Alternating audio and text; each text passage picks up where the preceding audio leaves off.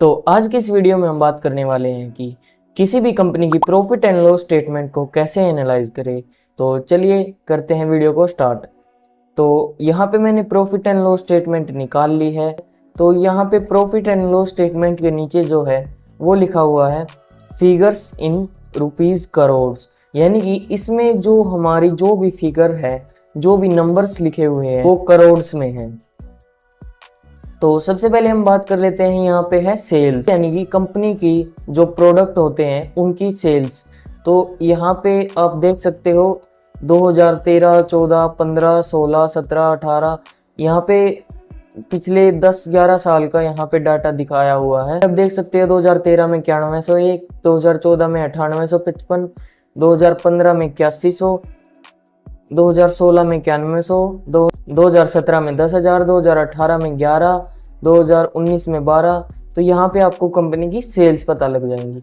इसके बाद हम आ जाते हैं एक्सपेंसेस में। एक्सपेंसेस यानी कि कंपनी के जो सेल कर रही है उस पे कितना एक्सपेंस उसे पड़ रहा है, यानी कि उस प्रोडक्ट को बनाने की कॉस्ट, पैकिंग चार्जेस वगैरह ये सब मिला के जो उसके एक्सपेंसेस होते हैं तो वो यहाँ पे दिखाए गए हैं। तो यहाँ पे कंपनी के एक्सपेंसेस दिखाए गए हैं। और इसके बाद हम बात कर लेते हैं ऑपरेटिंग प्रॉफिट की। ऑपरेटिंग प्रॉफिट यानी कि जो कंपनी ने सेल की है उसमें से एक्सपेंसेस निकाल कर उसे क्या बचता है। जैसे कि हम यहाँ पे एग्जांपल से समझते हैं, 2013 में सेल की इसने 9101 रुपये की और एक्सपेंसेस हुए इसके 7153 रुपये। तो इसका ऑपरेटिंग प्रॉफिट जो हुआ वो है 1948 रुपये। इसके बाद हम आ जाते हैं ओपीएम। ओपीएम यानी कि ऑपरेटिंग प्रॉफिट मार्जिन। तो इसको हम एग्जांपल से समझते हैं। मान लो एक कंपनी है वो 100 रुपये की सेल करती है और 80 रुपये के उसके एक्सपेंसेस हो जाते हैं। तो उसकी जो नेट वैल्यू हुई वो होती है 20 रुपये जो उसे बचते हैं। तो अगर हम यहाँ पे परसेंटेज वाइज देखें तो यहाँ पे 100 में से अगर 80 निकाले तो हमारे पास यहाँ पे 20% बचता है। तो जो ये 20% हमारा प्रॉफिट है ये होता है ऑपरेटिंग प्रॉफिट मार्जिन, यानी कि इस पे हमें कितना मार्जिन बच रहा है। इसके बाद आ जाते हैं अदर इनकम, यानी कि कंपनी का जो मेन बिजनेस है उसके अलावा जो कंपनी इनकम करती है। इसको हम एक एग्जांपल से समझते हैं कि एक बंदा है वो टीचर है और वो टीचर के साथ साथ प्रॉपर्टी डीलिंग का काम करता है।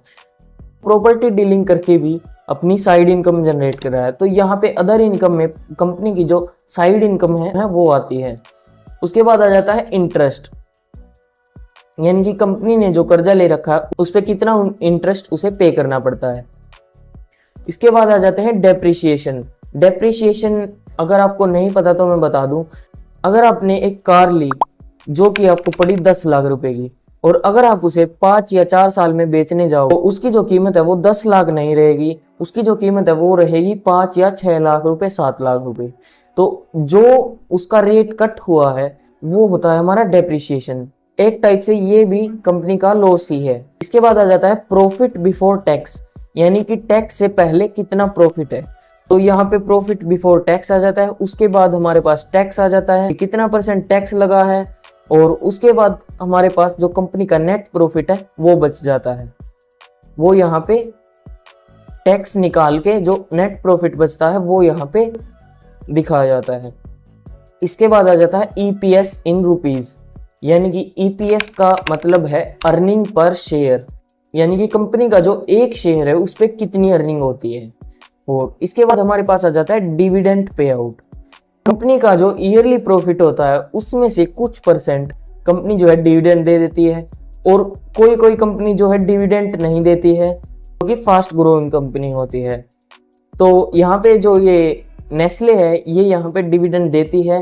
तो यहाँ पे इसके डिविडेंड के बारे में बताया गया है। तो अब आपको प्रॉफिट एंड लॉस तो समझ में आ गया, लेकिन ये होनी कैसी चाहिए, यानी कि सेल्स कैसी होनी चाहिए, एक्सपेंसेस कैसे होनी चाहिए। तो इसके बारे में हम बात कर लेते हैं। मान लेते हैं कि आप एक बिजनेस चलाते हो, तो आप क्या चाहोगे कि हर साल वो बिजनेस ग्रो करे या लॉस में जाए। तो हर बंदा यही चाहेगा कि मेरा जो बिजनेस है वो हर साल ग्रो करे और हर साल प्रॉफिट निकाले। तो आपको कंपनी भी ऐसी ढूंढनी है जो हर साल प्रॉफिट कर रही हो, हर साल उसकी सेल्स बढ़ रही हो, तो ऐसी कंपनी आपको ढूंढनी है। यहाँ पे हम इसकी सेल्स एंड प्रॉफिट देख लेते हैं।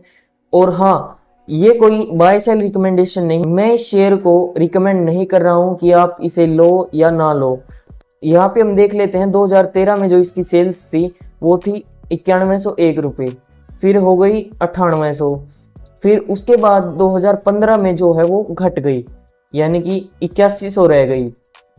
उसके बाद जो है कंपनी लगातार 7-8 साल जो है वो ग्रो कर रही थी। और पिछले साल कंपनी ने अपना जो सेल्स, पिछले साल कंपनी की जो सेल्स है वो घट गई है। तो यहाँ पे हम अब कंपनी का प्रॉफिट देख लेते हैं। प्रॉफिट भी जो है 2015 में थोड़ा सा घटा था और उसके बाद बढ़ रहा है। तो इस साल जो है कंपनी का जो प्रॉफिट है वो थोड़ा सा घट गया है। तो हमें ये तो पता लग गया पूरे ईयर का, लेकिन एक ईयर में 4 क्वार्टर होते हैं। तो यहाँ पे हमें क्वार्टरली रिजल्ट भी देखने को मिल जाता है, जो कि बिल्कुल प्रॉफिट एंड लॉस की तरह ही दिखती है। तो इसे भी आप ऐसे ही एनालाइज कर सकते हो। इसके बाद हम बात कर लेते हैं कंपाउंडेड सेल ग्रोथ की। कंपाउंडेड सेल ग्रोथ यानी कि कंपनी की जो कंपाउंडेड सेल्स ग्रोथ है। तो यहाँ पे 10 ईयर की देख लेते हैं, जो कि है 10, 5 ईयर की है 17%, 3 ईयर की है 22% और TTM यानी कि ट्रेलिंग 12 मंथ यानी कि पिछले साल की जो है वो है 7%। तो यहाँ पे कंपाउंडेड प्रॉफिट ग्रोथ देखने को मिल जाती है 13%, 20%, 24%, 19%। यहाँ पे स्टॉक प्राइस देखने को मिल जाता है और यहाँ पे रिटर्न ऑन इक्विटी देखने को मिल जाता है। आज की इस वीडियो में हमने प्रॉफिट एंड लॉस स्टेटमेंट को समझा है कि इसमें क्या होता है और इसे कैसे रीड करें। तो आने वाली वीडियोस में हम और भी टॉपिक्स के बारे में डिस्कस करेंगे। तो अगर आपको ये वीडियो अच्छी लगी तो चैनल को सब्सक्राइब जरूर से कर लेना, ताकि आने वाली वीडियो आपसे मिस ना हो जाए। तो मिलते हैं अगली वीडियो में।